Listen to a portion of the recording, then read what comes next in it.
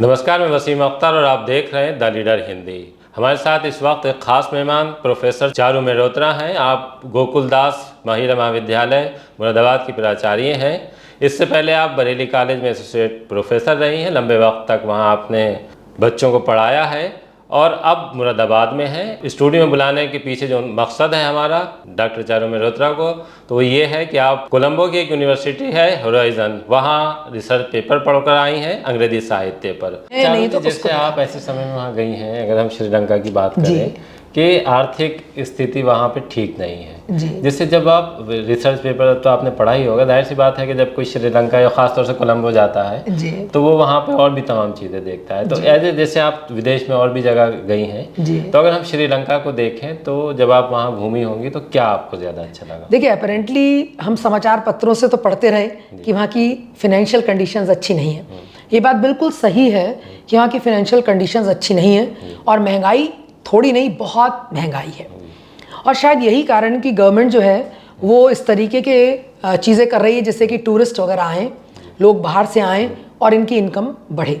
लेकिन मैं वहाँ के लोगों की एक तारीफ ज़रूर करूँगी कि ऐसी स्थिति में भी वहाँ पे कोई केओस नहीं है। आपको शांत ज़िंदगी लगेगी। जो रूटीन वर्क चल रहा है, बसेस अपने टाइम पे चल रही हैं और ट्रेन्स चल रही हैं, आपसे कोई भी जो सेट किराया है, अब लेकिन महंगे बहुत है क्योंकि वहाँ पे डीजल पेट्रोल ही 350-400 रुपये है लीटर। तो आप समझ लीजिए कि कितना महंगा होगा। तो वो सब चीज़ें हैं, लेकिन सफाई बहुत है, लोग वहाँ डिसिप्लिन्ड बहुत लगे, कोलंबो वगैरह में स्पेशली।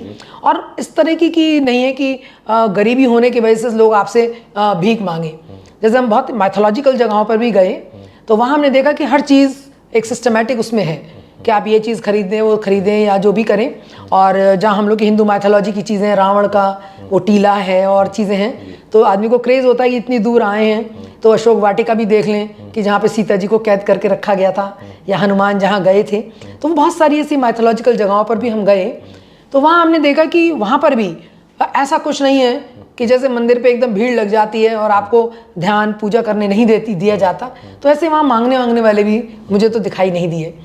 अच्छा, रूल्स को फॉलो करने वाले? रूल्स को तो बहुत ज़्यादा ही फॉलो करते हैं। और एक बात ज़रूर मैं बताऊंगी, क्योंकि जो हमारे देश में उस चीज़ की मुझे कुछ कमी सी लगी कि हम पब्लिक व्हीकल होता है बस, आपने देखा बस में भी किनारे पे थूके हुए लोग होते हैं। हम सीट पे बैठते हैं, हमें लगता है कि अगर ये छू गया तो ये भी हमारे कपड़े गंदे हो जाएंगे।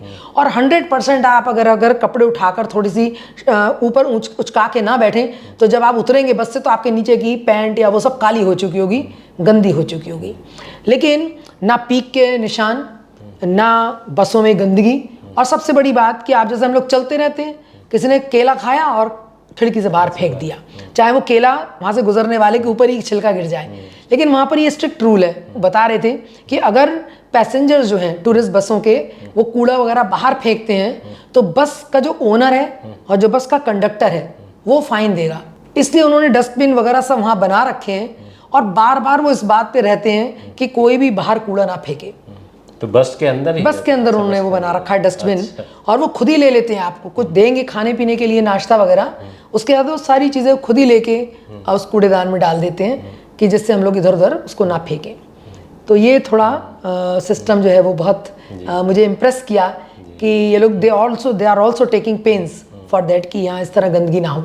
हमें इंडियन ओशन में भी गए तो वहाँ पर भी समुद्र में खाने के लिए देते हैं नाश्ता वो लोग अपना, एक तरीके की पत्ती वत्ती होती है जिससे उल्टी ना आए, वॉमिटिंग ना हो, सी सिकनेस ना हो, उस टाइप का ही फूड होता है वो, तो वो देते हैं। तो वहाँ पर भी यही उन्होंने प्रिकॉशन रखा कि ये नहीं आपने इंडियन ओशन में फेंक दिया, वो वहाँ नहीं फेंकने देते हैं। वो भी इस बात का ध्यान रखते हैं कि वो सारी चीज़ें जो गार्बेज है वो आप एक जगह पर रखें।